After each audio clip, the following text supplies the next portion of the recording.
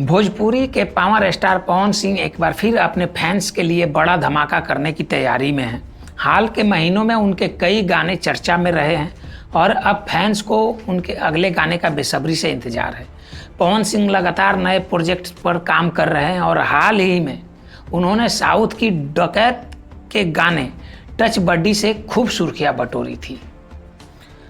सूत्रों और social media पर चल रही चर्चाओं के मुताबिक पवन सिंह जल्द ही एक नए भोजपुरी वीडियो के साथ दर्शकों के बीच आ रहे हैं।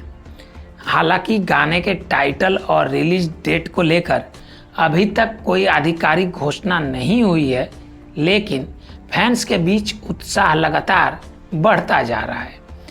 पवन सिंह के गानों की खास बात यह होती है कि रिलीज होते ही इनके वीडियो लाखों करोड़ों व्यूज बिटोर लेते हैं। ऐसे में अब सबकी नज़र आने वाले उस गाने पर टिकी है। क्या यह गाना नया रिकॉर्ड बना पाएगा? क्या फिर से यूट्यूब पर ट्रेंड करेगा?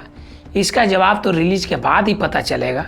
फिलहाल आप हमें कमेंट करके बताइए कि आपका पवन सिंह का सबसे पसंदीदा गाना कौन है और पवन सिंह के इस गाने से आपको क्या उम्मीद है।